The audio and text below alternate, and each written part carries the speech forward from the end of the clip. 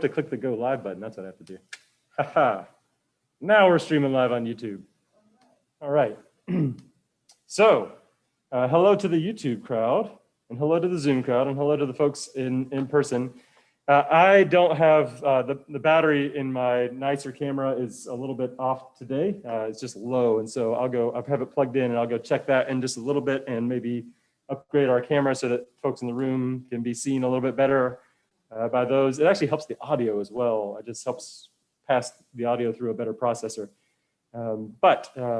So we'll take care of that in a little bit. In the meantime, you'll just have to stare at me, those of you who are on Zoom. Sorry. We had, I think, a really good set of conversations last week. I want to spend just maybe 7 minutes at the max in review to take a look at where we were last week. And then we're really right into a spot where we're starting to shift the narrative a good deal. We started that shift last week, but it just starts to accelerate. So we'll jump into the text today. Who remembers our discussion from last week? What was important? What do you want to make sure that other people remember? Or if somebody missed last week, what would be important for them to retain? What chapter did we start at last week? 11, if I remember right? Yeah. Yeah, we are through to the beginning of 14. We're just starting 14. But I think we did go back and capture just the last little bit of chapter 11 and then read 12 and 13. So in chapter 11, we center around Solomon's decline in old age and the introduction of idolatry and syncretism into worship. And that was his ultimate undoing, if I remember right. Good. So yeah, we had this pronouncement almost of judgment on Solomon at the very end of chapter 11, where he had allowed for his heart to be swayed toward these foreign gods, right? Because of the love of his many wives and concubines. And so his reign doesn't end up with the gold sticker that we had all hoped that it would have. That's good. And really that sets up a couple of things for us. One is we're closing the book on Solomon. So you mentioned it's his old age and then he dies. And there is material that ends kind of dramatically about Solomon, ends there. And probably from a composition perspective, we probably have a new editor working with us once we get through the end of chapter 11. But it also sets up the stage for the passing on of this kind of pain, right? So we've had imperfect Saul, imperfect David, imperfect Solomon now. And it almost feels like we're guaranteed that things are going to fall apart in the age to come. And sure enough, we got into it with the son of Solomon, and also a number of enemies that God seems to raise up, right? And you don't have to remember all of their names, but there's one in particular that is important for us. Who was that? Jeroboam. Jeroboam, right. Not just a giant bottle of wine. Jeroboam. Jeroboam is set up to be initially some kind of liberator who comes up out of Egypt and comes to the people who are being oppressed by Rehoboam and says, nope, we're not going to allow for this oppression to continue. Those of you in the northern kingdom, all of Israel, to your tents. Let's just go home. And then something of a civil war begins to brew, right? And we have a northern kingdom and a southern kingdom. Jeroboam proclaimed as the king of the north, and Rehoboam the king of the south, but the king of the south believes he's the king of all the north too. We've got trouble on our hands. But there wasn't a civil war. That's right. I remember right. God in some way, I forget the reading of it, allowed it to be a peaceful separation. Yep. So we talked about it being a civil war that has hot elements and cold elements, right? Just the way that wars can be cold wars or hot wars, so to speak. God seems to come in and say, hey, look, don't go to war. You don't need to send your armies out. This is going to be how we're going to organize this thing and just let it go at some level. It doesn't necessarily work out that way, but right off the bat, you would have almost expected Rehoboam to send his armies north, and he comes back to the south, and he gets, I can't remember, 160,000. Is that the number? Something like 160,000 soldiers together from the tribe of Judah and Benjamin, and they are ready to go to war before God steps in and says, "Nope, don't do it." So there's something going on there. We have to. I think it's probably important for us as we consider that to go back and just touch base again on the notion that this is being told in retrospect with a lot of theological reflection. It's not pure history, but it's history layered with interpretation. And so it's very likely the case that Rehoboam and Jeroboam did not immediately fall into war with each other, and that these things evolved a little bit over time. And it's very likely the case that the redactor or editor or even author in some cases of this history want us to see that that's God's doing. In almost every case, we're gonna run into the desire of the author to let us see that this is God's doing. It's not just happenstance that kings go this way or prophets do this thing or whatever. God's guiding this history, which is a much easier thing to proclaim in retrospect, right? A little bit harder to guess about what God's doing in history going forward. So they've got a leg up. And then Jeroboam makes his fatal mistake. Golden calves, different centers of worship, bad stuff. Right. So in a sort of summary way, Jeroboam goes into the northern kingdom. He doesn't want the people to go to the south, because if they go to the south, they're probably going to end up going back into service to the king in the south. And so he says, well, we'll just set up a temple in the north. Not just one, actually, we'll set up two. We'll put one in the extreme north, and then we'll put one 20 miles outside of Jerusalem or so, and we'll let people go to those places. And there we'll have golden calves. And we've talked much about how those golden calves are not to be equated with some kind of very obvious idolatrous move toward a foreign god, but instead that these are really kind of close from an idol perspective to people's concept of who Yahweh was, or Elohim. And so their movement is, there's some reasoning behind that is understandable at least some level. One of the perspectives that we have from this is Deuteronomistic history, right? It's oriented in the south. South gets priority, Jerusalem gets priority, right? Because this history is especially associated with the reign of Josiah. And we'll get to Josiah in a little bit. We talked about him before, but Josiah wants to bring all that worship back to Jerusalem. So side altars and temples in high places and altars on high places and all this kind of stuff, that's all just falls into the category of bad from this author's perspective or the redactor's perspective. And so Jeroboam is, as Hutch said, making a fatal mistake from the narrator's perspective in not only setting up golden calves, but just in having worship sites that are not Jerusalem. That just can't be. That can't be. As Josiah moves forward, everything needs to come back to Jerusalem. And that's hundreds of years later, but I know you know that part of the story. Anything else? Yes, we get to chapter 13. It's the most confusing thing I ever read. Great. Does the story, could this story just be it is what it is? To the modern reader, what's the message of this thing? Yeah, good. Well, let's see if anybody else has a response to that before I jump in and give you my response to that. I see Jacqueline has her hand up. She may be referencing this or something else, but Jackie, go ahead. It was a bit confusing to me about the disobedient prophets. Yeah. And yeah, that was quite confusing, as I seem to have gotten it mixed up. So who's the good guy, who's the bad guy? So could you clarify that for me? Sure. So we have in 13 we have this prophet from the south who's gone north, Mhm.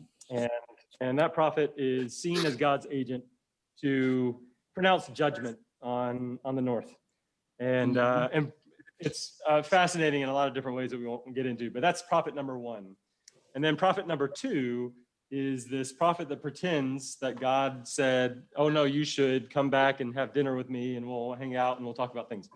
And prophet number two is lying, and because prophet number two sways prophet number one from returning home without eating and without drinking in the land of the north, prophet number one ends up violating God's commandment and is struck dead with the lion tearing him down from the donkey and all this kind of stuff.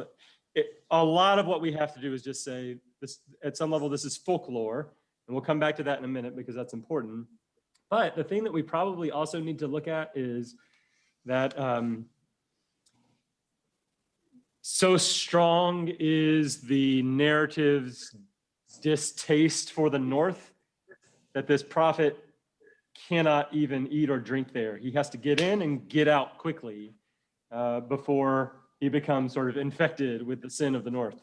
And by turning back around and going to share in the hospitality of the north, he's violating some kind of protocol and really disrupts the narrative that the north has become a desolate spiritual wasteland. And again, I'm not suggesting that the north was actually a desolate spiritual wasteland, but instead that the narrator absolutely wants us to see that there is nothing good about crossing that boundary from the southern kingdom to the northern kingdom at this point.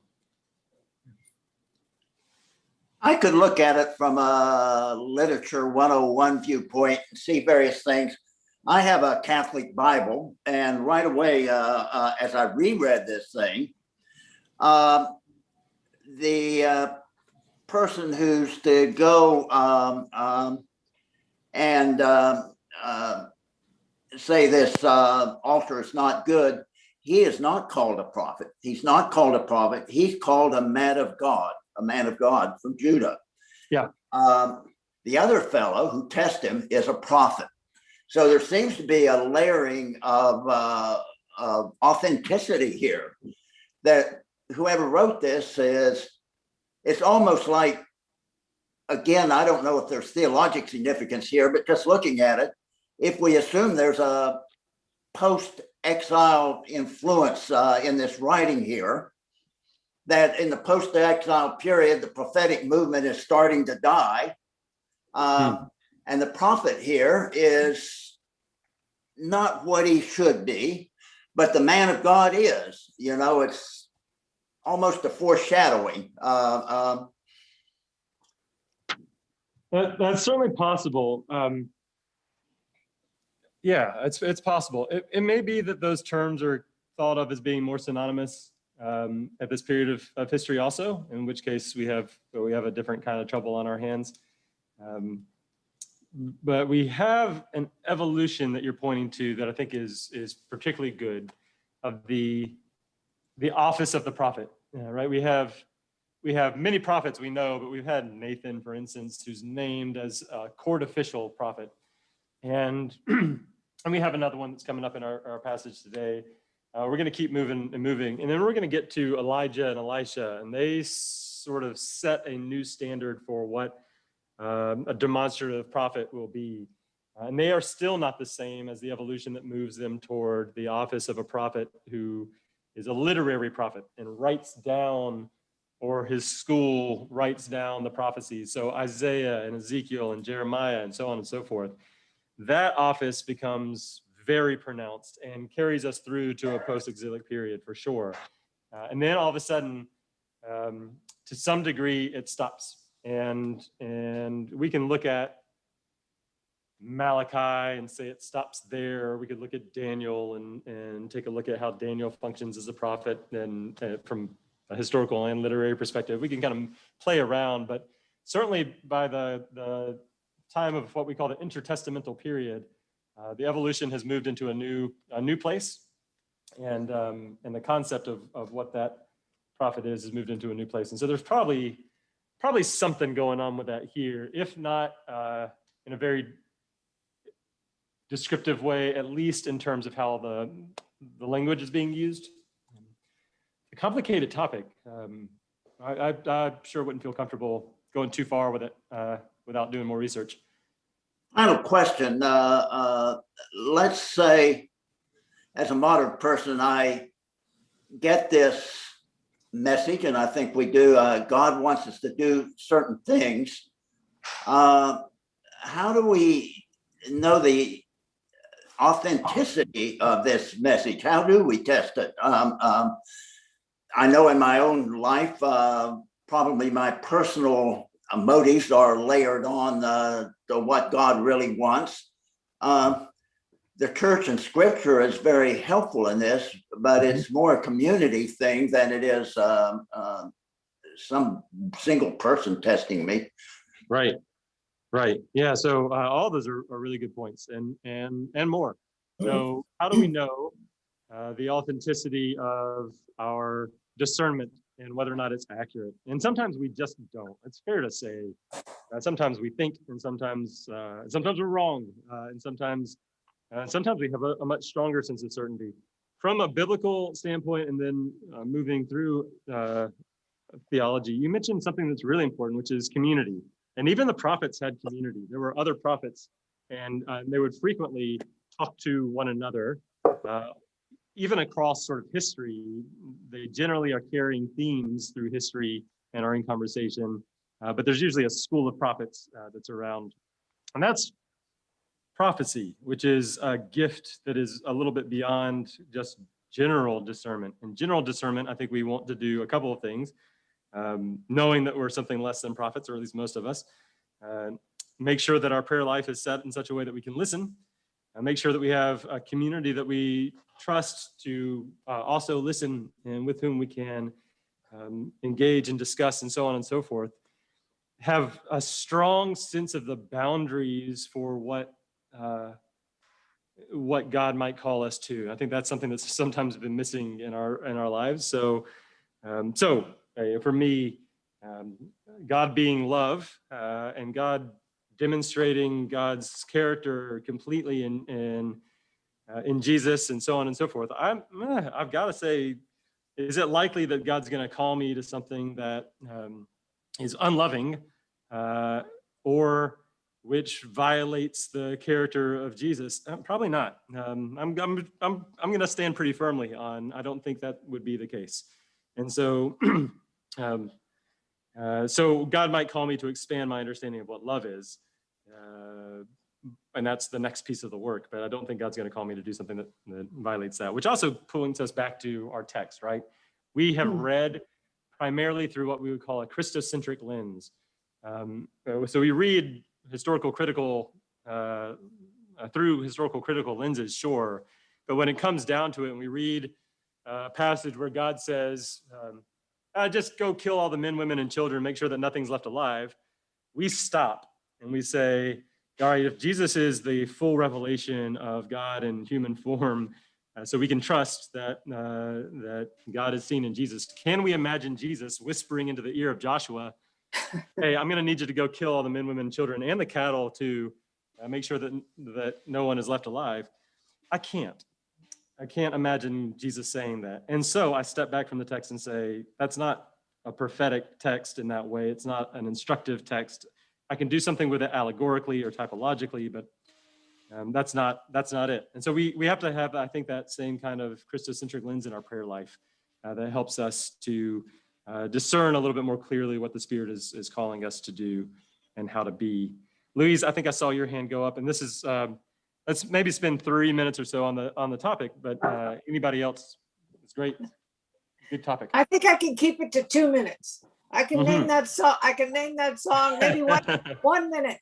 Very good. No, what you said really kind of tied a ribbon on it for me, because remember in the beginning, we were all kind of confused and felt bad for the man of God because he really did try to do what he thought was the right thing, and then he was tricked.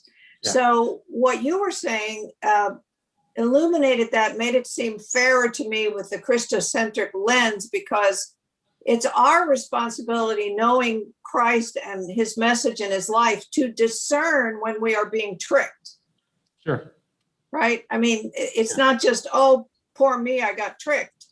But if we know that trickery is out there and false words are out there and false directions are out there, then we have to lay that along God, Jesus's life and message. Yeah. And that'll help us not be tricked. Yeah. Good. Yeah. So the New Testament says we have to learn to test the spirits, so to speak. Not every spirit is a spirit from God, and we have to, before immediately and impulsively sometimes jumping in and being like, "Yep, okay, God said that, I'm going to go do it," to stop and say, "Whoa, hold on, is this God? Is that God's voice? Did I understand that correctly? Am I to do this with that understanding, et cetera, et cetera?" And within that process, is this actually something else that's trying to pull me off course? And really, that's where the greatest difficulty, I think, in discernment comes from. And we've talked before, especially on Sundays, that I'm no spiritual director or anything like that. I have done a lot of discernment work for myself, but not for others. But I can tell you that the challenge isn't determining black from white in discernment. It's talking about these different shades of a color, right? Something that's I could be wrong about how colors even work, but I'm thinking like fuchsia and pink, right? Yes, Like, yes. these are both pink. And so if I know that I'm supposed to go to pink, and then I see fuchsia on the left hand and pink on the right hand, how do I know which one to go to? Right. And one can be very, very wrong. And so I have to spend a lot of time working with it. Now, I think that God can redeem a bad choice. I'm not going to be overly anxious about that. And I don't think it'll affect my salvation. At the same time, if I want to be faithful, I need to spend some time understanding what I mean when I say fuchsia and what I mean when I say pink. Amen. Okay, 10:30. Let's go to the text. Go to the text. We have gosh, there's one more thing. Folklore. Just remember that we have, as we turn from chapter 11 and go forward, we're going to have a lot of prophetic folklore that enters into the text. It starts today. And folklore, gosh, think back to Judges and the way that folklore was used to talk about Samson or something like that. That there are going to be exaggerated tales or things that seem impossible or whatever is just understood within the genre. This is not pure history. And our objections that try to say like, well, that historically couldn't have happened, are going to bounce off this text over and over and over again, because we're starting to enter into another sort of season of folklore that's just good for us to recognize. And chapter 13 is probably related to that. Chapter 13 is probably primarily folklore that functions just to tarnish the reputation of the North.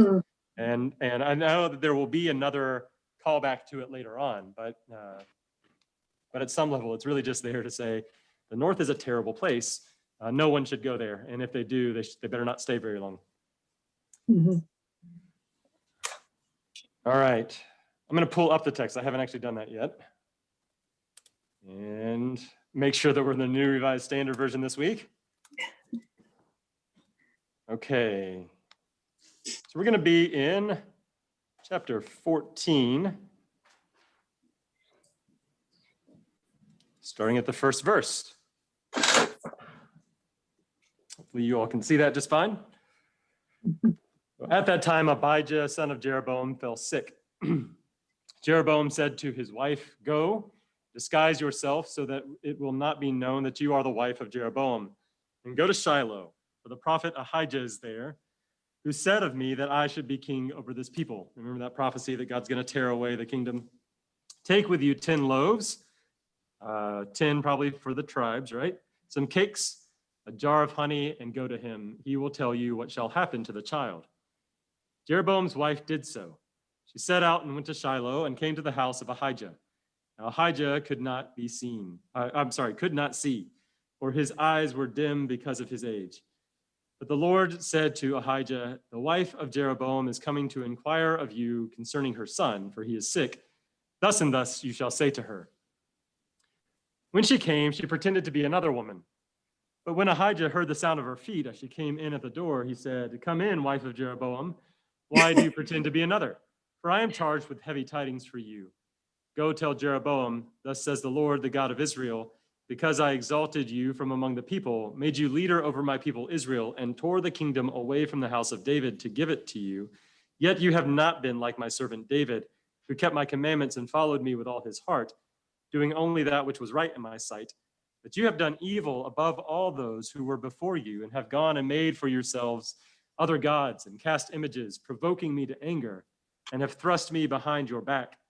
Therefore, I will bring evil upon the house of Jeroboam. I will cut off from Jeroboam every male, both bond and free in Israel, and will consume the house of Jeroboam, just as one burns up dung until it is all gone. Anyone belonging to Jeroboam who dies in the city, the dogs shall eat. And anyone who dies in the open country, the birds of the air shall eat, for the Lord has spoken. Therefore, set out, go to your house. When your feet enter the city, the child shall die.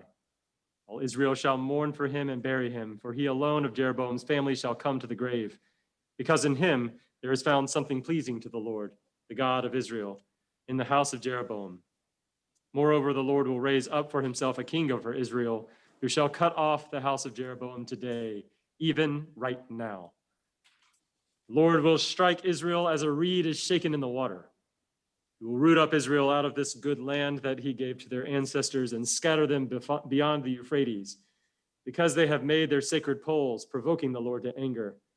He will give Israel up because of the sins of Jeroboam, which he sinned and which he caused Israel to commit. Then Jeroboam's wife got up and went away, and she came to Tirzah. As she came to the threshold of the house, the child died. All Israel buried him and mourned for him, according to the word of the Lord, which he spoke by his servant, the prophet Ahijah. We'll stop there. A fun way to start off, right? What do you think?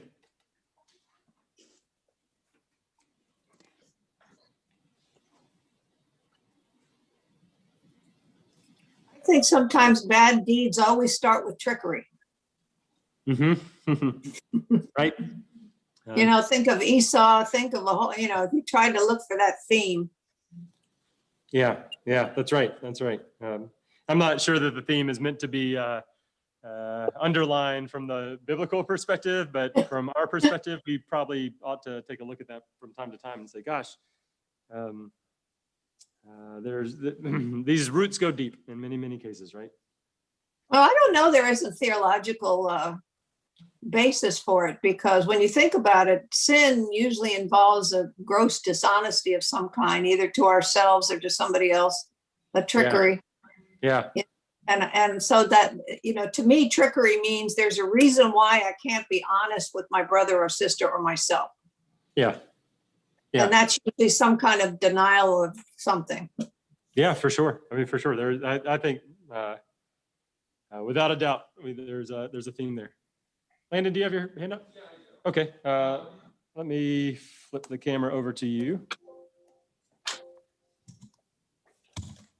All right, where'd you go? There you are. There we go. Hey, how's it going? I just thought it was interesting that to punish Jeroboam, first kill his son.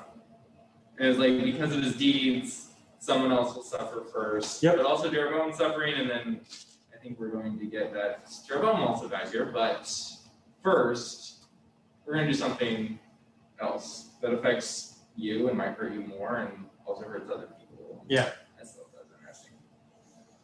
Yeah, it's a fascinating concept, and one that I think we're not always thrilled about in our modern, postmodern, especially Western mindset. But within the context of, especially this portion of the Old Testament, the notion that the sins of the father will be passed down to the child or the grandchildren or whatever is just, it's an assumption. It's not something that they even I think, feel most of the time that they need to explain. It's the assumption. And so, yes, Jeroboam will have his own suffering, but the whole of the northern kingdom is going to suffer, according to this text,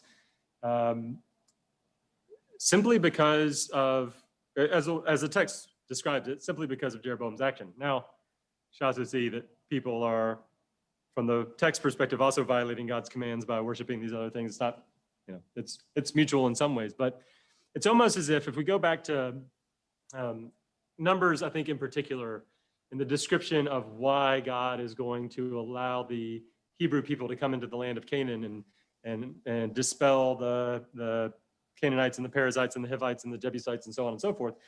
It's because they are impure, and so God wants to establish purity in the land. The land itself is some sort of vessel that sort of soaks in the impurities or the purity of the people who are there. And so God gives them the warning too. If you come into this land and you violate these statutes and ordinances, then your sin will kind of trickle into the soil, and I'm not going to let that happen. And so I will force the soil to vomit you out. And it's for us, I think, just really heartbreaking, but also doesn't quite reconcile to a lot of what we understand, especially, again, with the Christocentric lens. But from this narrator's perspective, there's no self-consciousness.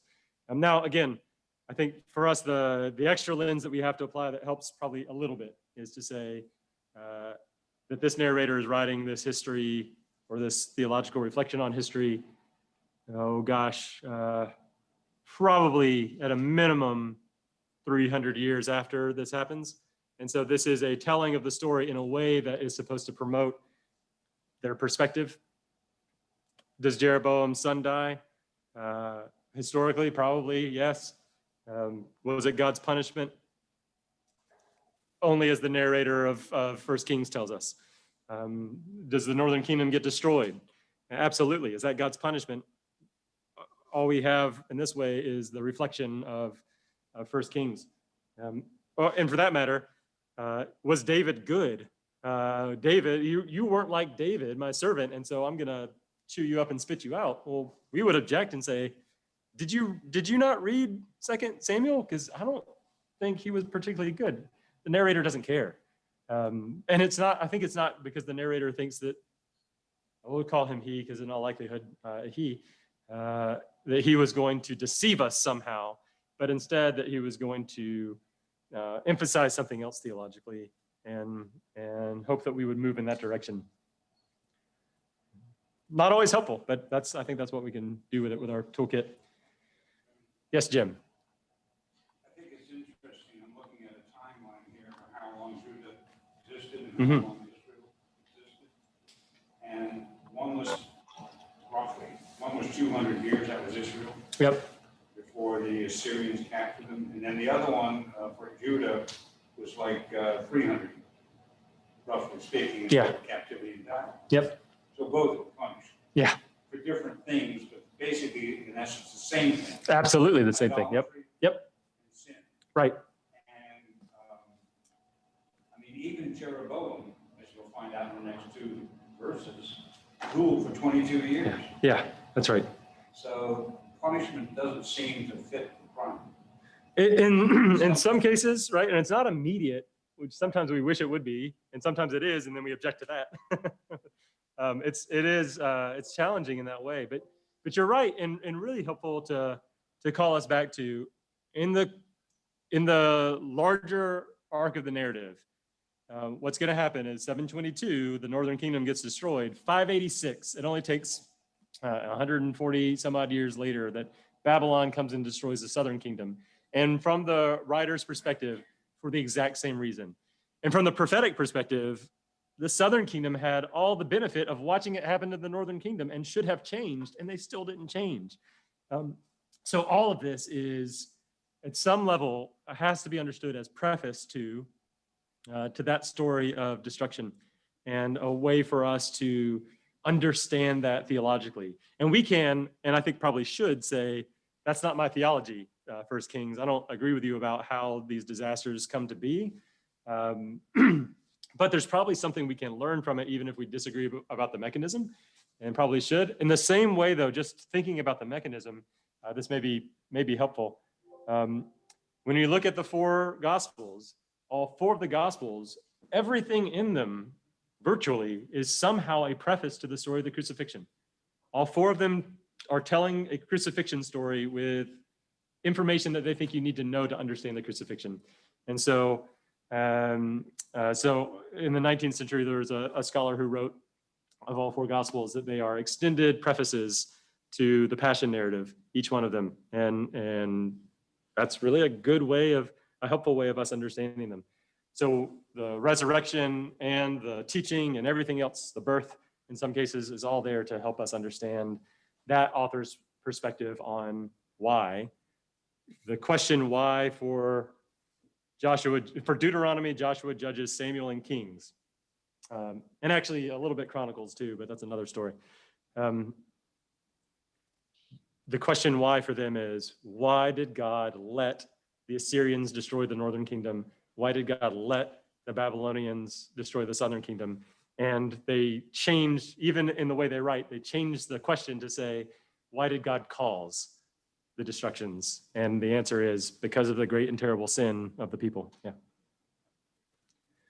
Landon? Yeah, just Okay. one more thing. Yep. I guess it's just making sense to me. That it's human nature to make things fit, but we do our own thing in our own theology today. Yeah. It's like we make things fit into a story. I don't know, I've never thought of the Old Testament like that. But that just makes a lot of sense and helps put the story into perspective. Yeah. And that's what I really appreciate that. We can have this deep empathy with the struggle that they have to make sense out of a world, and they're putting all that on display.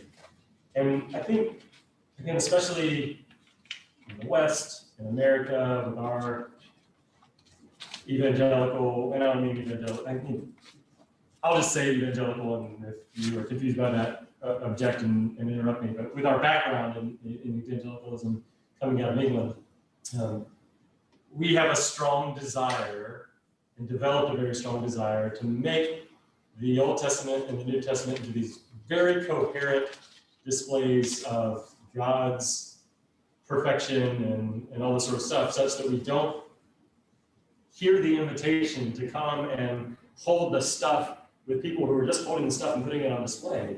And it really is, it's an invitation where we can say, oh, we do that too.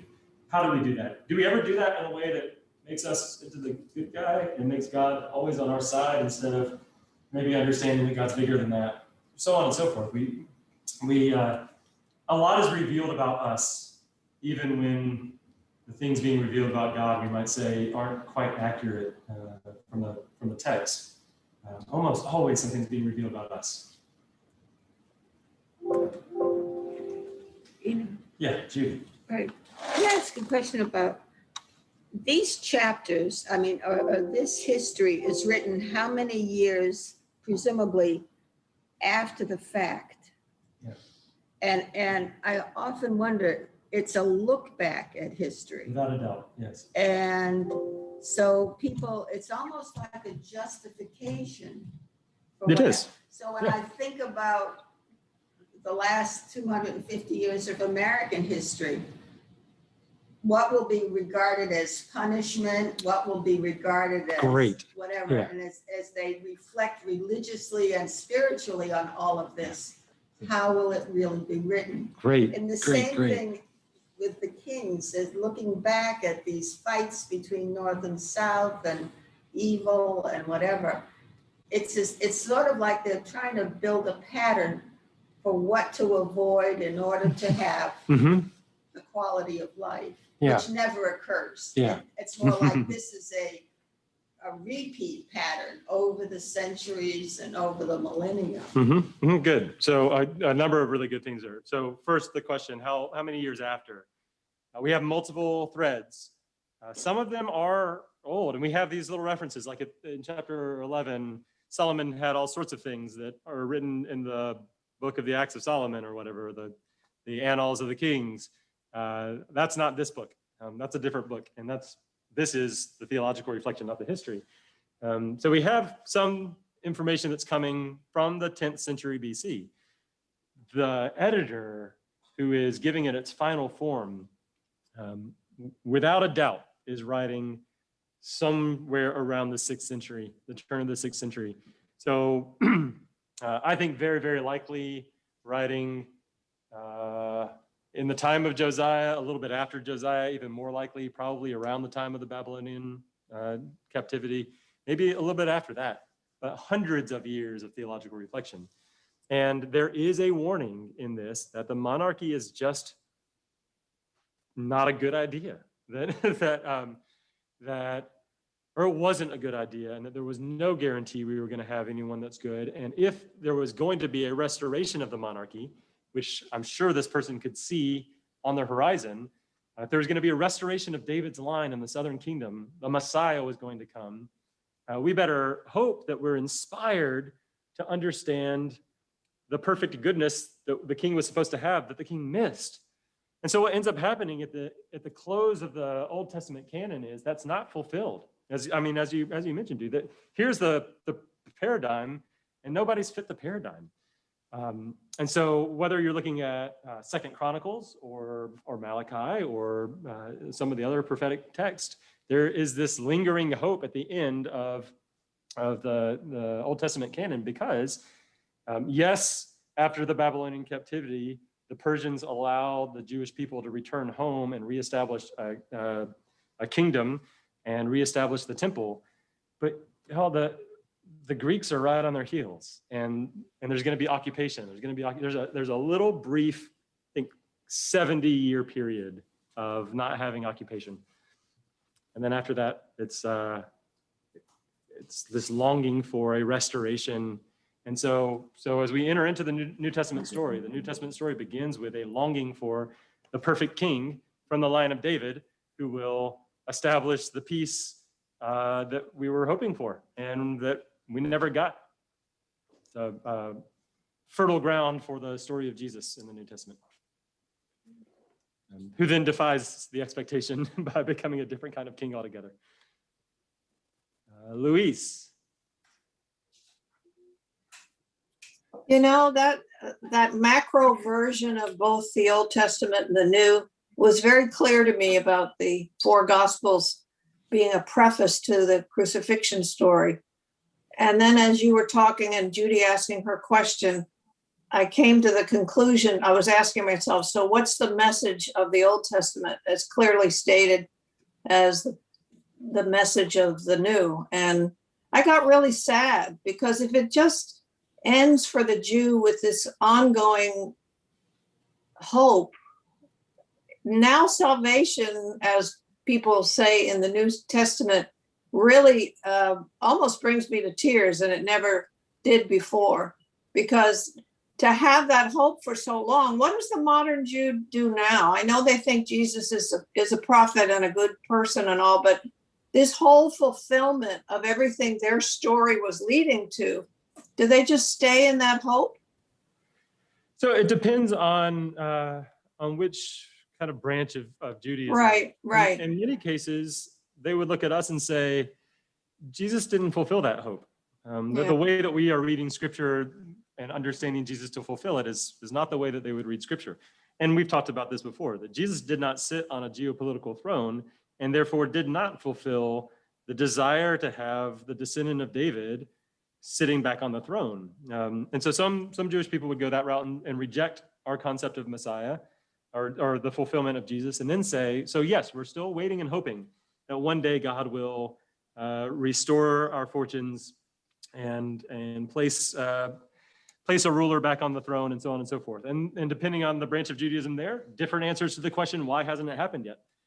In other cases, Judaism evolved is the language I'll use. After the destruction of the temple in roughly 70 AD, Judaism becomes a new thing and becomes rabbinic Judaism in a new way. And eventually there's a strong branch of mainstream Judaism that maybe hopes for a messianic age in some way, but the language is not as pronounced, and that's not the driving hope on a day-to-day basis. And it looks a little bit more like, oh gosh, any language that I'm coming up with seems unfair, specifically because I'm a Jewish or not a Jewish person trying to represent this. But the notion is God has tasked humanity with work and tasked the Jewish people with work, and maybe God fulfills the messianic hope, maybe not. But in the meantime, we've got work to do. And so let us go be ones who hold the commandments and do the work, and we'll let God sort out the details. At some level, that's kind of a governing principle behind a couple of different components. So again, you know, Is Judaism that what they call messianic? Is that what they call messianic Jews that believe that perspective? No, Messianic Jews, typically that's the description of people of Jewish descent who understand Jesus to have been the fulfillment of Messianic hope. In some cases, I have seen people who are not of Jewish descent convert to Judaism to become Messianic Jews, but there's a practice of Judaism still held within that. And I'll Google it so you can yeah, go on. yeah, fair enough. I'll Google it. A dear friend in high school who went that route, she became Jewish that she might become a Messianic Jew. She left Christianity to become a Jew so that she could become a Messianic Jew. It was fascinating to watch. Yeah. And then started practicing as a Jewish person who believed that Jesus was the Messiah, and really, truly taught me a lot about the origin of our faith tradition. Okay, I see Scott. I went to a memorial service for a Jewish friend a couple of years ago. And other than the celebration of what a terrific person he was, it was really hopeless. There's no talk of eternity. There's no talk of eternal life. There's no talk of, it was really sad. And not just because he was dead, but, and again, I don't know what branch of the Jewish faith he was or what that temple represented, but whereas a Christian Episcopalian, there is that. I mean, it's kind of it's what we live for, to be honest. And I just thought it was very sad. In some cases, actually, this is true of Christianity. So I don't want to single out branches of Judaism. In some cases, both Christianity and Judaism have branches that move toward what begins to look like humanism. And there's usually a passing through of a kind of, for us, it's like this passing through a phase that looks a whole lot like Unitarian Universalism, and then just lands and settles in a place that just looks like humanism, not secular humanism, but a different kind of humanism where the story is about us and it's just us and there is no metaphysical thing anymore. And sometimes I've seen Judaism in some communities practice that way.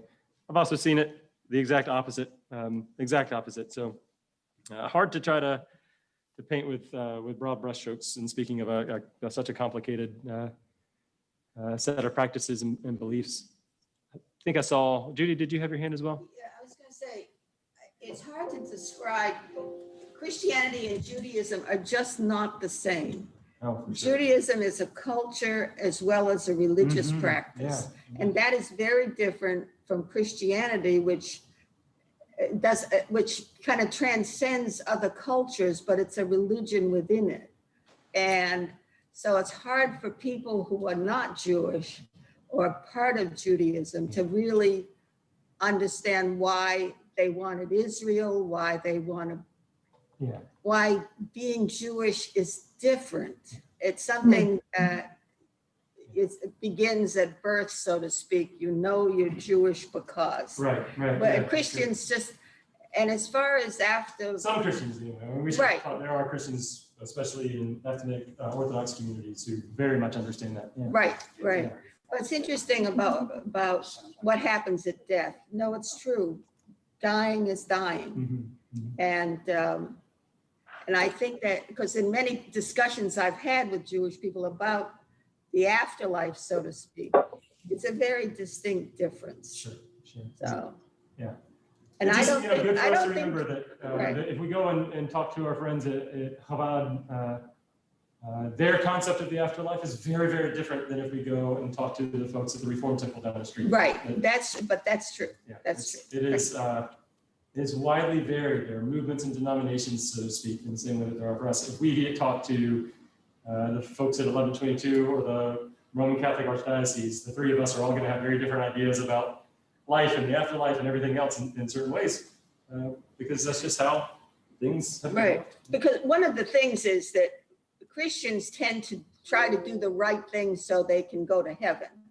There is no, does not exist. Committing sin is very different in terms of punishment anyway. Yeah. And then there's Hindus and Buddhists who believe you are reborn, but you're reborn as a different form. Sure.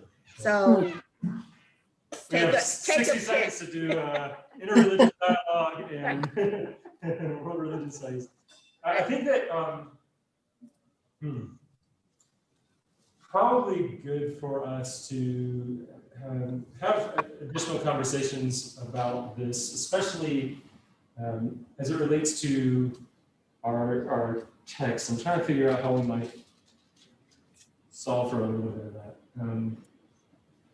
Well, I'll give that some more thought. I don't want to burden you while I think about this. But here's what I've got to say is Christianity is not monolithic. Judaism is not monolithic, and there's a lot of space for nuance in these conversations that we probably won't get to in every way in these classes. But really good for us to, from time to time, touch base with some different perspectives.